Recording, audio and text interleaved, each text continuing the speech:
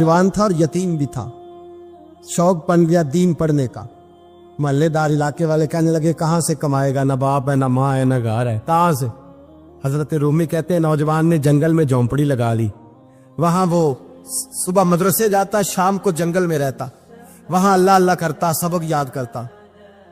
एक दिन बादशाह की बेटी रास्ता भूल गई, जंगल में आई सहेलियों के साथ, बॉडीगार्ड भी साथ थे, पर रास्ता भूल गई। खोती खोती शाम हो गई, ऐसी खोई कि जब रात गहरी हो गई तो आके उस नौजवान के पास रुकी और चिल्लाने लगी। शेर के दहाड़ने की आवाज आती है, भेड़िए के बोलने की आवाज आती है। नौजवान अकेला, सहेलियां बिछड़ गई, गार्ड बिछड़ गए। कहने लगी मैं परेशान हूँ, मुझे जगह मिल जाएगी। नौजवान कहता मैंने शहजादी देखी और मुझे भी पता था कि घर एक ही है और आग को अंदर से दरवाजा भी बंद करना पड़ता है, जंगल जानवर भी आ जाते। कहते मेरी छोटी सी कुटिया में, झोंपड़ी में वो आई, रो के कहने लगी सहारा कोई नहीं, अगर मैं पीछे निकलूंगी तो भेड़िए खा जाएगा। कहते मैंने उसे जगह दे दी। अकेली औरत, चिराग जल रहा है, सबक याद कर रहा हूँ। मेरे नबी पाक ने फरमाया जहां मर्द औरत अकेले हो तीसरा शैतान होता है। और शहजादी, वो बच्चा कहता है सबक याद करता रहा सारी रात। वो बच्ची को कहा सो जा, पर वो कहती है नींद मुझे भी कहाँ आई। ऐसे मौकों पर नींद, सारी रात सबक याद करता। थोड़ी थोड़ी देर के बाद चिराग जलता तो उस पर उंगली रखता, हाथ जलता तो पीछे खींचने, फिर दूसरी उंगली रखता, थोड़ी देर के बाद जलता तो खींचने, हाथ सारा जल गया। सुबह किरणें चमकी तो कहने लगा चल निकल जा, दौड़ जा, बस बड़ा सब्र का इम्तिहान हो गया, चली जा। शहजादी बाहर निकली, सिपाही ढूंढ रहे थे। बादशाह खुद जंगल में निकला हुआ था, मेरी बेटी मिल गई। बादशाह तन्हाई में जाके कहने लगा बेटा मैं दुनिया को बताऊंगा कि मेरी बेटी खोई नहीं थी, सिपाही साथ ही थे। ये बड़ा मुश्किल होता है, बेटी तो भूल के भी रात कहीं रह पड़े तो लोग जीने नहीं देते, तो बेटा मुश्किल हो जाएगा मेरे लिए। कहाँ थी? उसने कहा नेक नौजवान के पास। उसने कहा बेटा मैं तो तेरी बात मानूंगा पर दुनिया नहीं मानेगी। अगर उस नौजवान ने किसी को बता दिया कि तू उसके पास थी तो फिर लोग मेरा जीना मुहाल कर देंगे। बेटा मैं मर जाऊंगा, मेरी मजबूरी ये है कि वो कहीं राज ना उगल दे वो नौजवान, उसे कत्ल करना पड़ेगा। औरत ने मिन्नतें की, उस बेटी ने कहा मेरे मौसम को मारोगे, रोई। और वो कहने लगा मैं बादशाह हूँ, मेरा अपना विकार है, मैं उसको छोड़ नहीं सकता। गिरफ्तार कर लाए सिपाही। वक्त तय हो गया सजा का। अकेले कालकोठरी में रखा गया, जो उसके खास एतबार वाले थे उनकी ड्यूटी लगाई। बादशाह ने बुलाया, पहले बिलम आया।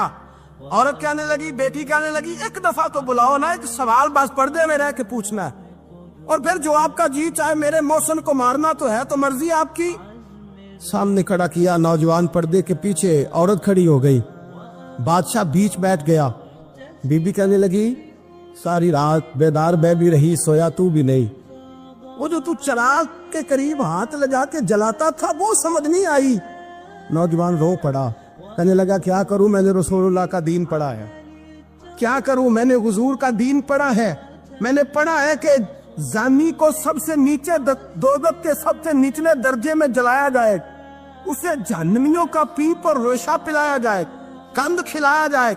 ये रवायतें पड़ी हुई थी। थोड़ी थोड़ी देर के बाद शैतान मुझे कहता था बदकारी कर ले।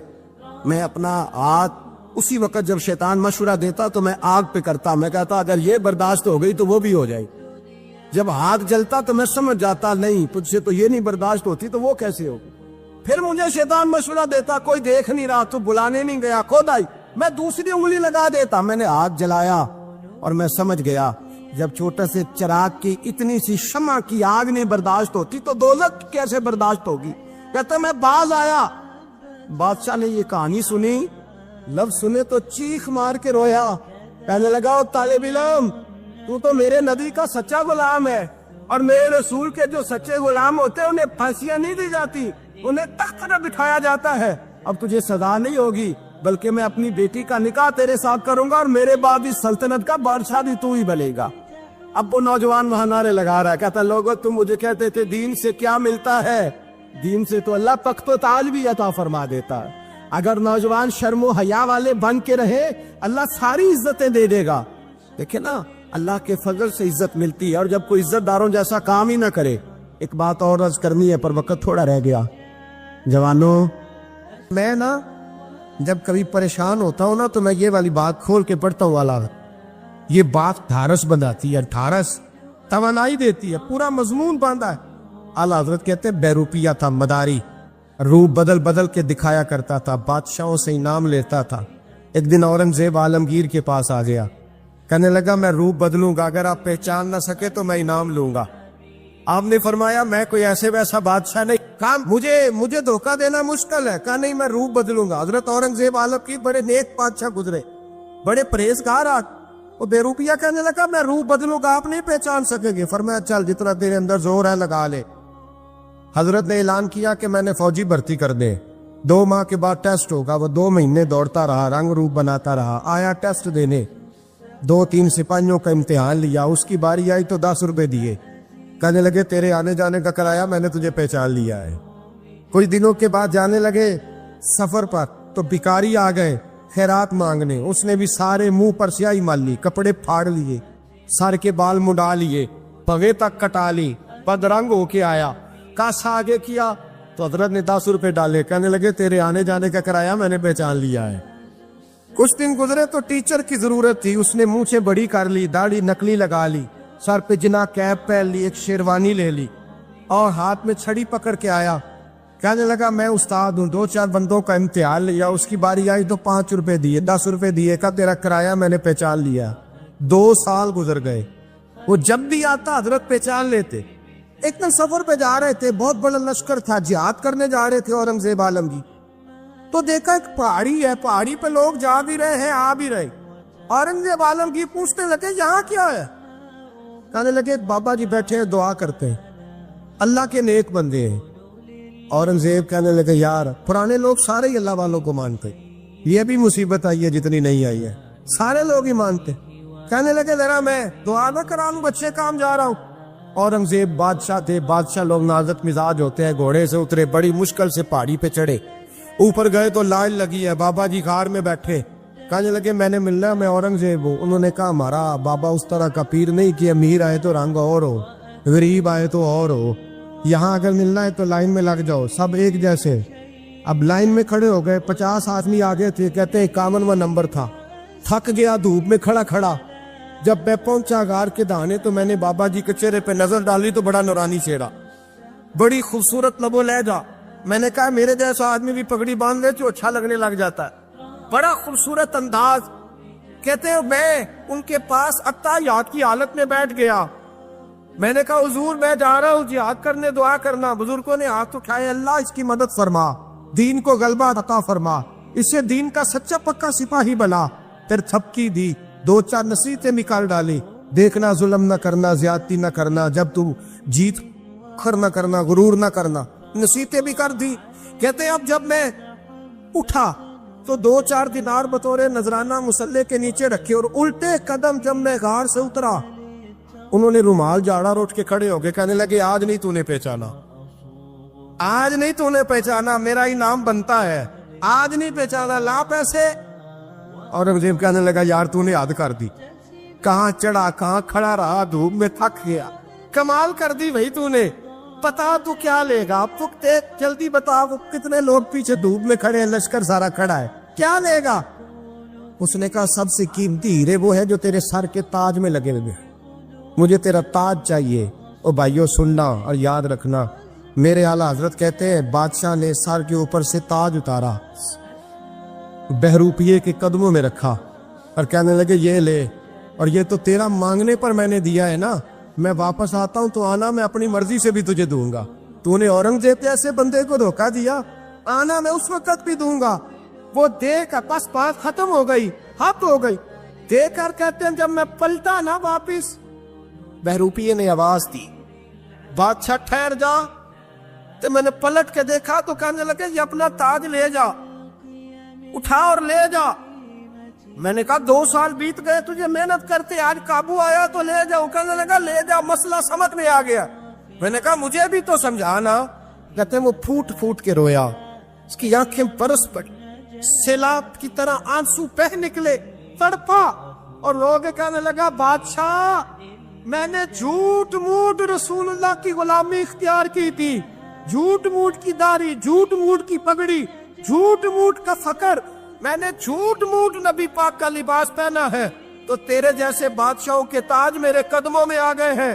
اگر میں سچ مچ رسول اللہ کا غلام بنوں گا تو اللہ کیا کچھ عطا فرمائے، اللہ کتنی نعمتوں سے نوازے۔ میرے اعلیٰ کیا فرماتے ہیں؟ اعلیٰ حضرت فرماتے ہیں فرشتے بھی کرتے ہیں تعظیم میری۔ کون جی؟ اللہ ایسا عقیدہ بھی کم ملے گا جو بریلی کے امام کا عقیدہ ہے، ایسا بھی کم۔ کہتے ہیں فرشتے بھی کرتے ہیں تعظیم میری۔ کیوں؟ فرمانے لگے فدا ہو کے ان پر یہ عزت ملی۔ بغداد کے ایک درویش عالم تھے، تو وہ جب بھی نماز پڑھاتے نا تو کسی تاجر کی 2 بیویوں کے بارے میں دعا مانگتے۔ توجہ ہے میری بات پر؟ نماز پڑھاتے تو کہتے اللہ اس تاجر کی 2 بیویوں کو اپنی خاص رحمتیں عطا فرما۔ ایک دن لوگ ان کے گرد اکٹھے ہو گئے، کہنے لگے بابا جی بتائیں تو صحیح وہ بیویاں کون تھی جن کے لیے آپ دعا مانگتے؟ تو فرمانے لگے میرے شہر کا ایک تاجر تھا، بہت بڑا تاجر تھا، مالدار تھا پر بے اولاد تھا۔ اسے بغداد سے ملک شام جانا پڑتا تھا تجارت کرنے، اور کئی مہینے اسے شام کے ملک میں رہنا پڑتا تھا۔ اس نے اس طرح کیا کہ وہاں بھی ایک شادی کر لی۔ تو جو ہے نا میری بات پر، کیا کر لیا اس نے؟ دوسری شادی کرنا مرد کے لیے جائز ہے، تیسری کرنا بھی، چوتھی کرنا بھی بھیا کے وقت، مگر اگر انصاف کر سکے تو۔ اگر چاروں میں ہم نہ آدھا مسئلہ سنتے ہیں اور آدھا ہی بیان کرتے ہیں، اگر انصاف نہ کر سکے پھر اس کے لیے 4 جائز، پھر وہ ایک ہی رکھے گا۔ تو عزیز دوست دوسرا نکاح کر لیا، شادی ہو گئی۔ اب وہ وہاں کچھ زیادہ وقت گزارنے لگا، مالدار آدمی تھا، بیوی کو مکان بھی لے کے دے دیا۔ اب وہ دیر سے آتا واپس، اور جب آتا بھی تو اس کے وہ والے انداز نہ ہوتے جو پہلے ہوا کرتے تھے۔ اب بیوی سے بڑا جاسوس بھی کوئی نہیں ہوتا، اس کو تو پہلے پتہ چل جاتا ہے کہ ماجرا کیا ہے، اسے بڑی خبر ہوتی ہے۔ تو اس نے محسوس کر لیا کہ بدلے بدلے سے میری سرکار نظر آتے۔ وہ کہنے لگی اب کہ جب آتا جاتا ہے تو اس کے حالات کچھ بدلے بدلے سے ہیں، ماحول کچھ اور ہے۔ اس نے ایک بوڑھا آدمی جو اس کا عزیز بھی تھا اور سمجھدار بھی تھا اس کو تیار کیا، کہنے لگی اب کہ جب ملک کے شام جائے نا تو اس کا پیچھا کرنا اور خبر کرنا کہ کہاں رہتا ہے، کہاں جاتا ہے، کیا کرتا ہے۔ وہ بوڑھے بزرگ جو تھے وہ خاتون کے کہنے پر کچھ اس نے کرایہ بھی دیا، وہ اس تاجر کے پیچھے گئے اور واپس آ کے خبر دی، کہنے لگے کہ یہ تو 2-3 سال بیت گئے، اس نے وہاں بھی شادی کی ہوئی ہے، تجھے بتایا ہی نہیں۔ ابھی بھی بڑی سمجھدار تھی، حوصلہ مند، زیرت، اس نے شور نہیں مچایا۔ اس نے کہا کہ میں نا اب جب آئے گا نا تو طریقے سے بات کروں گی اور پوچھوں گی کہ ایسا کیوں کیا۔ اور یہ بھی اس نے آ کے بتایا کہ اگر تیرے ساتھ نکاح کے بعد اسے اولاد نہیں ملی تو اولاد وہاں بھی کوئی نہیں، یہ مکمل تفصیلات۔ اب جب اس دفعہ خامند آیا تو آتے ہی وہ بیمار ہو گیا، کمزور ہونے لگا۔ اب خاتون نے مناسب نہیں سمجھا کہ آتے ہی دڑام سے میں اس کے سر پر یہ ٹھوڑ دوں کہ تو نے نکاح کیا ہوا ہے اور مجھے بتایا نہیں۔ وہ ذرا تسلی میں رہی، کچھ وہ بیمار تھا، حوصلہ رکھا، خدمت کرتی رہی۔ کچھ دن گزرے تو وہ تاجر انتقال کر گیا، فوت ہو گیا۔ اب راز کھل نہ سکا، عدت گزاری، اور جب سارا مال جمع کیا نا تو اشرفیوں کی بوریاں بھر گئی، سارا مال اس بی بی کا، 4 بوریوں میں اشرفیاں، 4۔ یہاں تو پیٹ کا دوزخ ہے، معاذ اللہ بھرتا ہی نہیں۔ حل من مزید، حل من مزید۔ وہ جو کہتے تھے نا کہ بس باہر چلا جاؤں اور باہر میں کچھ تھوڑے سے پیسے کما کے 2-3 سال میں لوٹ آؤں گا، پھر یہاں آ کے کوئی کاروبار کروں گا، وہ گئے ہیں تو واپس نہیں آئے۔ وہ جو کہتے تھے نا بس میں نے اتنا سا کاروبار کرنا ہے کہ مکان بن جائے، انہوں نے 4 مکان بھی بنا لیے ہیں، لیکن بریک حل میں مزید کی دوڑ ہے۔ اب 4 بوریاں اس عورت نے چھپائے رکھی، کوئی بندہ نہیں جانتا بغداد میں کہ ملک کے شام میں تاجر کی دوسری بیوی بھی ہے۔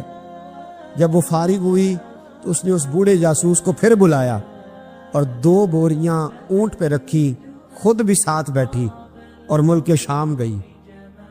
اللہ اکبر۔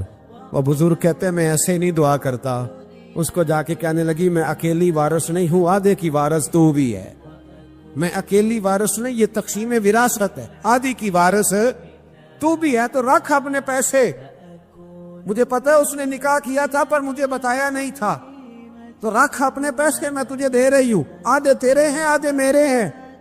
اس نے نظر اٹھائی تو رو پڑی، کہنے لگی نہیں اب یہ سارے تیرے ہی ہیں۔ اگر تو اللہ سے ڈرتی ہے تو میں بھی رب سے ڈرتی ہوں، اگر تو مصطفیٰ کریم کا کلمہ پڑھتی ہے تو میں بھی اسی نبی کی ماننے والی ہوں۔ کہا بات کیا ہے، میرا کیوں ہے سارا؟ تو وہ خاتون کہنے لگی وہ 2 سال 3 سال سے میرے ساتھ نکاح تھا اور اس نے بتایا تھا مجھے کہ میری بیوی بھی ہے، اور میں غریب تھی تو میرے والدین کو بھی بتایا تھا کہ میری دوسری شادی ہے۔ یہ مکان اس نے مجھے لے کے دیا تھا، میرے تمام اخراجات وہ پورے کرتا تھا، نان و نفقہ کا خیال رکھتا تھا، لیکن اب کہ جب وہ آیا تو وہ بیمار تھا۔ اس نے مجھے بتایا کہ مجھے طبیب نے بتایا ہے کہ میں شدید بیمار ہوں، شاید بچ نہ سکوں۔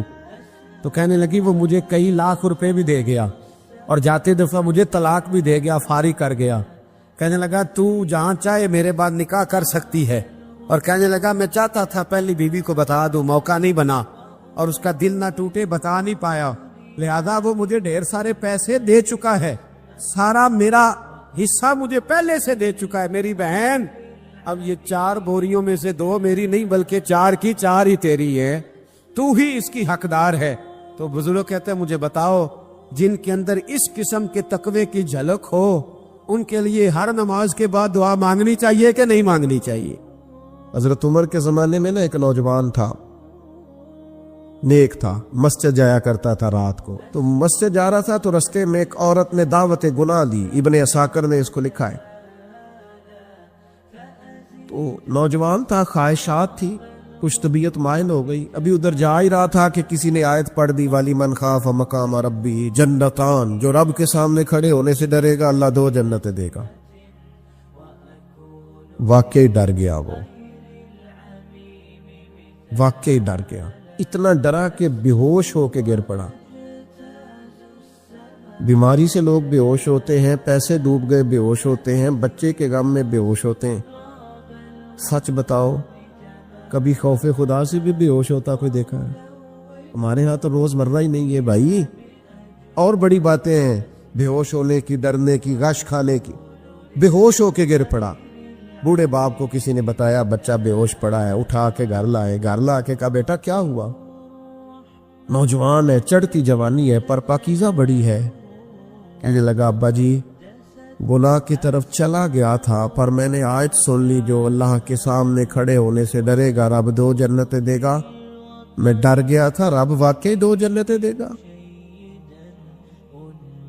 باپ رو پڑے، ابا جی کی آنکھوں میں آنسو آئے اور کہا پتر اللہ بڑا مہربان ہے، اس کے وعدے سچے ہیں، واقعی 2 جنتیں دے گا۔ اس نے پھر ایک چیخ ماری اور اس طرح کی ماری کہ اس کی روح ہی پرواز کر گئی، روح ہی پرواز کر۔ کشتگان خنجر تسلیم را، عشق کی خنجر سے قتل ہو گئے لوگ۔ صبح حضرت عمر کو پتا چلا کہ انہوں نے تو رات جنازہ بھی پڑھ دیا، تدفین بھی کر دی۔ جناب عمر فرمانے لگے اتنا نیک نوجوان خوف خدا سے دنیا سے چلا گیا، مجھے کیوں نہیں بلایا میں جنازہ پڑھتا؟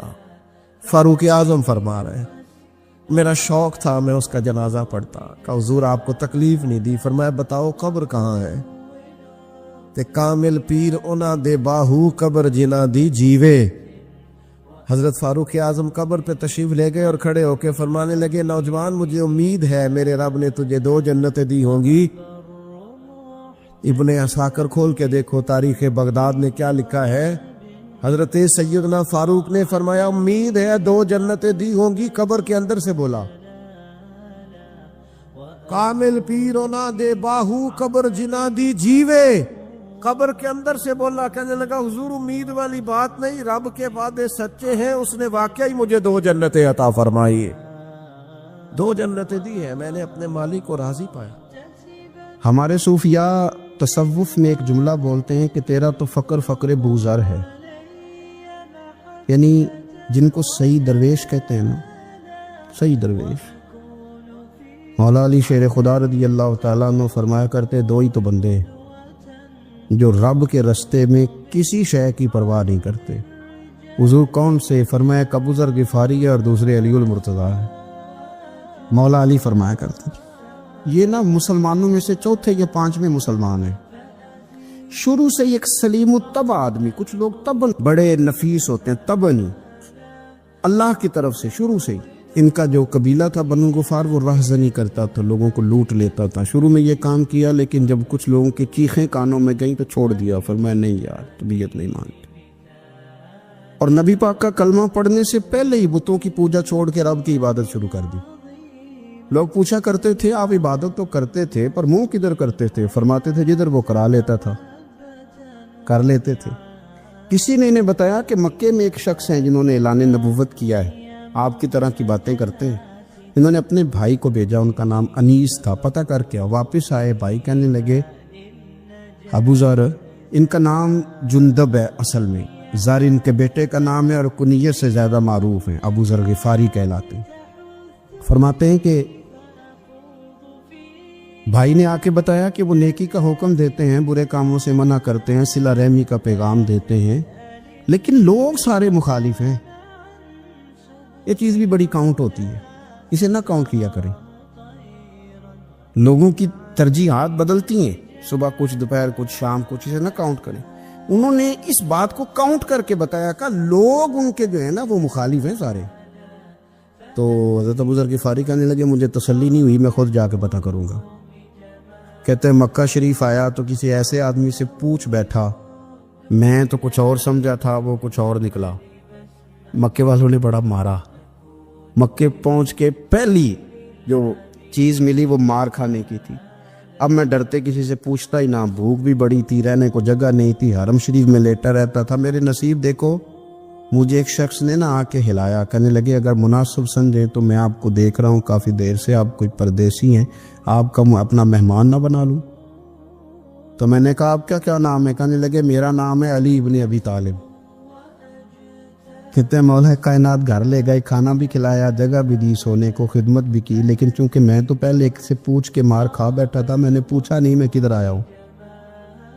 رات رہے، اگلی رات بھی رہے، لیکن میں نے بتایا نہیں میں کس کام آیا ہوں۔ حضرت ابو ذر غفاری رضی اللہ تعالیٰ عنہ کہتے ہیں خود ہی مولا علی نے پوچھا بتا سکتے ہو کیسے آئے ہو؟ میں نے کہا راز رکھ لو گے؟ فرمایا بڑا کشادہ سینہ دیا رب نے مجھے۔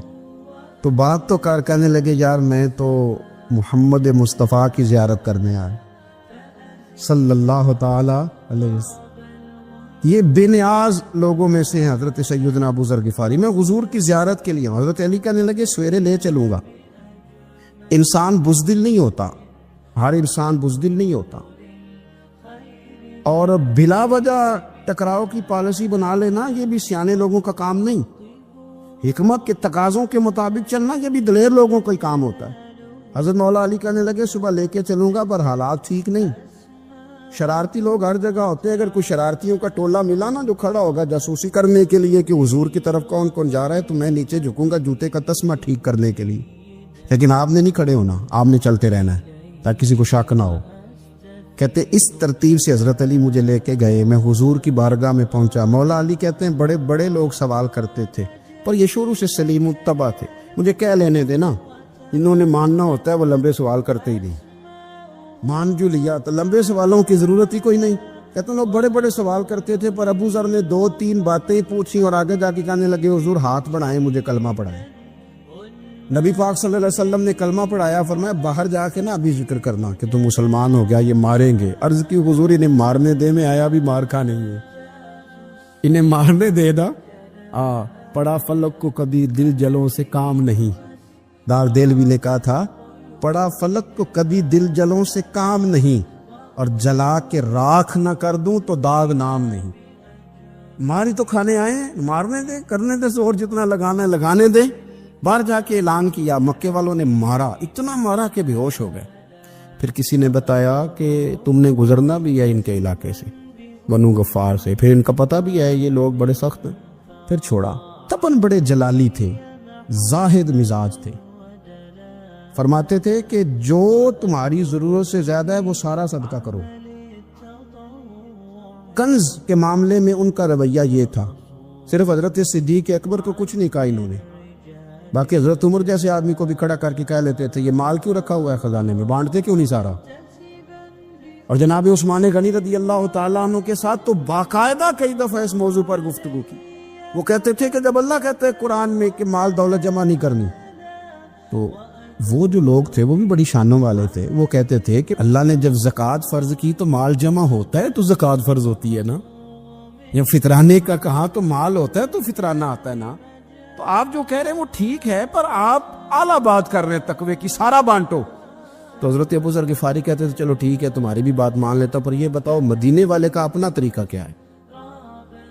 کہ بھئی حضور کا طریقہ تو وہی ہے جو آپ بتا رہے ہیں. تو فرمانے لگے پھر اس رستے نہ چلے جو رستہ مدینے والے رسول کا ہے. اور حضور سے، نبی پاک سے عشق کرتے بڑا کھل کے. یہ صحابہ صفہ میں سے تھے. کلمے پڑھنے کے بعد چونکہ طبیعت جلالی تھی تو حضور نے بھیج دیا، فرمایا واپس جاؤ اپنے قبیلے میں تبلیغ کرو. واپس گئے، بھائی کو مسلمان کیا، والدہ کو مسلمان کیا، قبیلہ سارا مسلمان کیا، وہیں رہے. ہجرت مدینہ کے بعد آئے تبوک کے موقع کے قریب، اور حضور نے صحابہ صفہ میں رکھ لیا. نوکری کرتے مدینے والے رسول کی، دلیر آدمی تھے، بڑا قبیلہ تھا، پر ڈیوٹی کرتے، ڈیوٹی خدمت کرتے. ایک بیٹا تھا زار اس کا نام تھا، اس کی ڈیوٹی لگائی تم نے میرے نبی پاک کے اونٹ چرانے. ڈاکو آئے تو صاحبزادہ اونٹوں کی، اونٹنیوں کی حفاظت کرتے شہید ہو گیا. اور یہ انوکھا بندہ ہے جس نے شرط لگائی تھی کہ میں نے کالی سیاہ رنگ کی عورت سے شادی کرنی. انوکھا بندہ ہے. ایک بیٹی تھی، ایک بیٹا، بیٹا شہید ہو گیا. بیوی سے کہا تم نے نبی پاک کے گھر میں خدمت کرنی ہے، حضور کے گھر والوں، اور میں نبی پاک کی نوکری کروں گا. حضور کی خدمت کرتے، ہر وقت خدمت میں رہتے. اور حضور جب آتے نا، صحابہ صفہ میں یہ شامل تھے جو لوگ دین سیکھتے، حضور جب آتے تو سب سے پہلے آ کے حضرت ابو ذر غفاری کا پوچھتے، بلائیں. اور جب بات کرتے حضور تو بار بار ان کو مخاطب کر کے بات کرتے. حضرت ابو ذر غفاری رضی اللہ تعالیٰ عنہ کا نبی پاک سے اتنا پیار کہ ہماری بھی مشکل حل کر دی. ابو داؤد شریف میں موجود ہے. ایک دن کہنے لگا یا رسول اللہ صلی اللہ علیہ وسلم، اگر کوئی بندہ کسی سے پیار بڑا ہی کرے پر اس جیسے عمل نہ کر سکے، کوشش کرے کرنا. لوگ ہمیں کہتے ہیں نا کہ پیار بڑا، عمل بھی تو کرو نا. بھی کرنا چاہیے، پر انسان ہے نا، غلطی بھی تو ہو ہی جاتی ہے. اب ہم عمل نہیں کر سکتے تو تم ہمیں پیار بھی نہیں کرنے دو گے؟ مہربانی کرو، پیار تو کرنے دو نا. حضرت ابو ذر غفاری نے کہا، ابو داؤد شریف میں موجود ہے، یا رسول اللہ صلی اللہ تعالی علیہ وآلہ وسلم، حضور پیار بڑا کرے پر ان جیسے عمل نہ کرے تو حکم کیا ہے؟ تو حضور نے فرمایا پیار سچا کرے، اللہ قیامت کے دن جس سے محبت کرے گا نا اس کے ساتھ ہی دونوں کو اکٹھا فرما دے گا. تو حضرت ابو ذر نے فوراً کہا، حضور پھر مجھے آپ سے بھی بڑا پیار ہے، رب سے بھی بڑا پیار ہے. فرمایا فکر نہ کرنا، جنت میں اکٹھے ہی جائیں گے. اتنی محبت رسول پاک کی ذات کے ساتھ. حضور کی نوکری کرنا. ایک دن خدمت کرتے کرتے سو گئے. حضور مسجد میں آئے پتہ کرنے کہ ابو ذر آرام کر رہا ہے. یہ بھی مزہ ہوتا ہے، خیال رکھنا اپنے درویشوں کا، کیا کھایا، کیا پیا، کہاں سوئے. حضور رات کو آئے، یہ سوئے ہوئے. فرماتے ہیں حضور نے میرا انگوٹھا ہلایا، میں اٹھ کے بیٹھ گیا، حضور بھی میرے پاس بیٹھ گئے. اور میں ابو ذر بڑا پیار کرتے ہو، سونے آپ کو پتہ ہی ہے. کہ یار تو بڑی نوکری کرتا ہے، ایک دن وہ بھی آئے گا جس دن تجھے میری مسجد اور میرے شہر سے جانا پڑے گا، پھر کیا کرو گے؟ تو عرض کی حضور کسی کی طاقت ہے مجھے آپ کے شہر سے نکالے؟ میں تلوار نکال لوں گا. نبی پاک نے فرمایا تلوار نہ نکالنا، یہاں تمہیں بھیجا جائے چپ کر کے چلے جانا. حضور کب تک؟ فرمایا جب تک اللہ تیری اور میری ملاقات نہیں کرا دیتا، یعنی وصال تک. یہ واحد شخص ہے کہ حضور کے وصال ظاہری کا وقت آ گیا تو فرمایا کوئی میرے ابو ذر کو بلاؤ. جب یہ آئے تو حضور لیٹے ہوئے تھے، یہ جھکے نبی پاک کی طرف، حضور میں حاضر ہو تو حضور نے پکڑ کے سینے کے ساتھ لگا لی. میرے رسول پاک صلی اللہ علیہ وسلم کی خدمت میں ایک دفعہ عرض کرنے لگے، حضور مجھے صوبے کا گورنر بنا دے.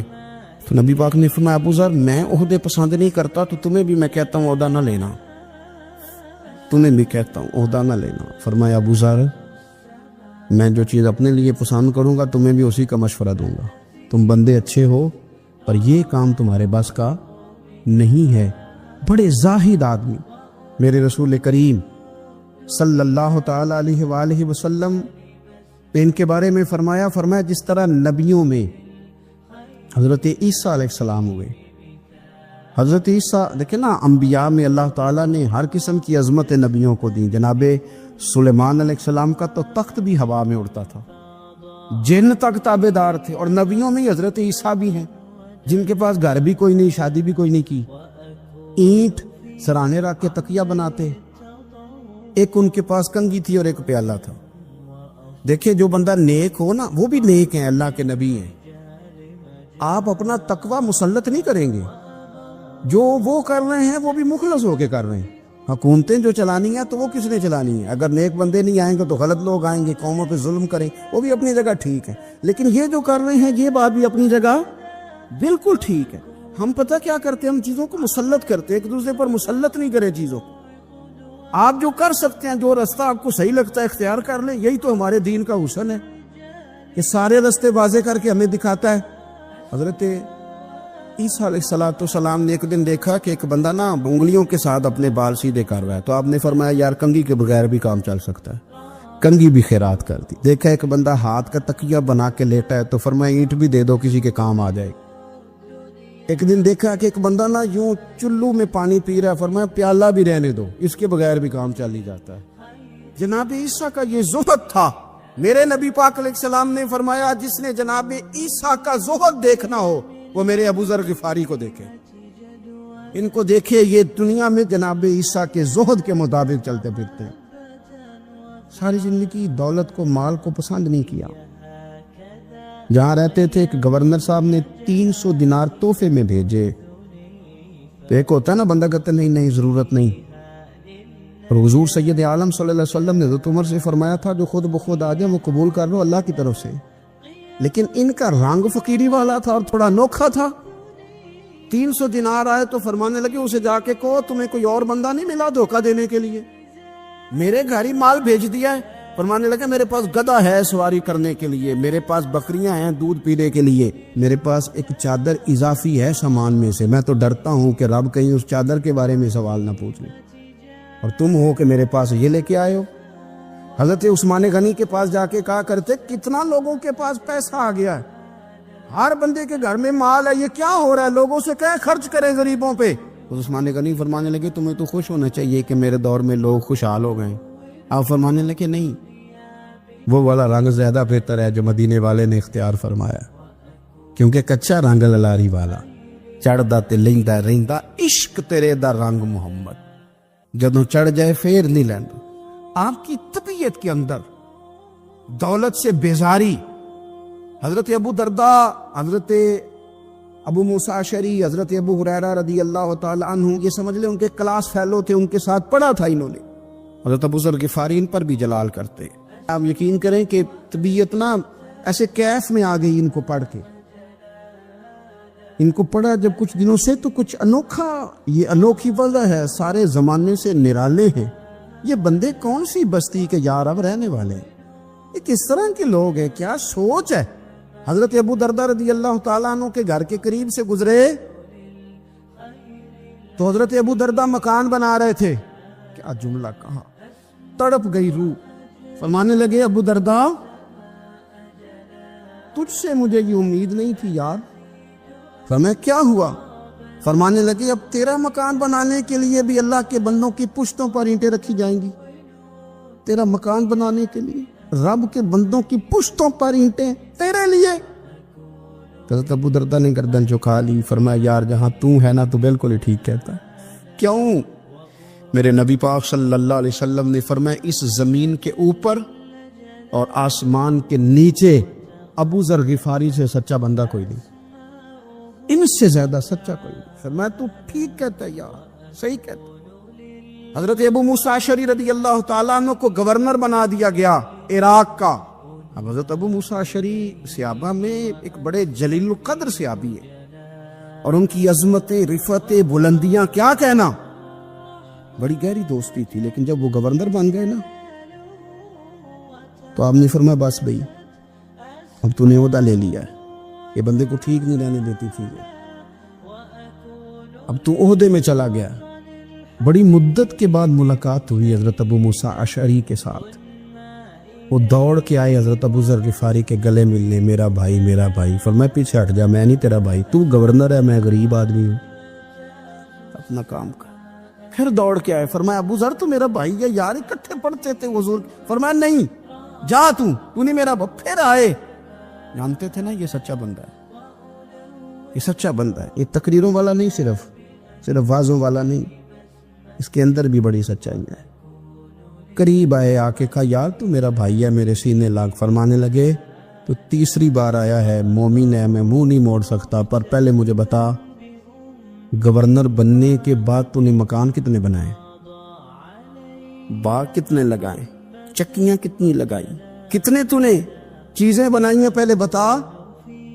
تو ابو موسیٰ اشعری نے ان کا ہاتھ پکڑا, رونے لگے, کہنے لگے جس محبوب سے تو نے تربیت لی ہے میں بھی انہی کا نوکر ہوں, جن کپڑوں میں عراق گیا تھا میرے ہاتھ بھی وہی ہیں. یار کیا بات کرتا ہے تو, میرے وہی ہیں. مجھے بتا اگر یہ عہدے خدمت کے ہم نہیں لیں گے تو پھر کیا ظالموں کو دیں گے, غیروں کو دیں گے؟ نہ کر, کچھ نہیں بنایا. حضرت سیدنا ابو موسیٰ اشعری رضی اللہ تعالیٰ عنہ روئے, اور جب کہا نا کوئی شے نہیں میرے پاس, تو فرمایا اچھا چل آ جا, پھر سینے لگ جا, تو واقعی میرا بھائی ہے.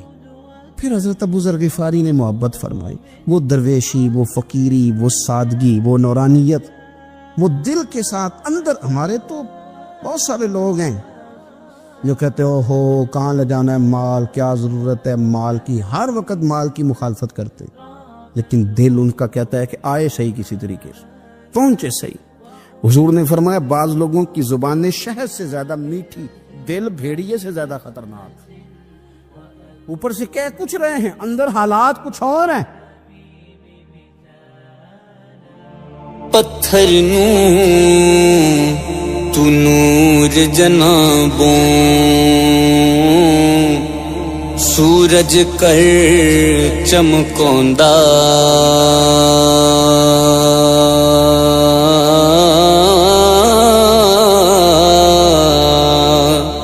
پانی دے ایک قطرے وچوں عرش مجید بنوندا. ساوریاں تھی گورے کردا, گوریاں وچوں کالا, سب سمندر وچوں موتی, کو کافاں وچوں لالا.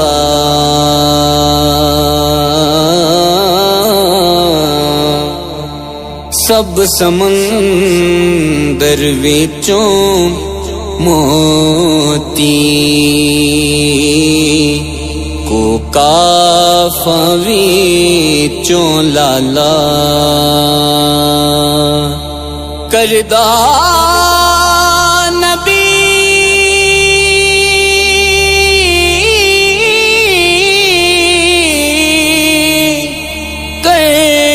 نبی کفاراں وچوں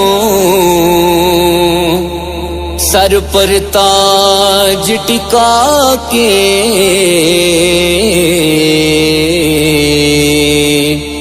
مالکاں تھی شیطان بناوے, توک گلے وچ پا کے.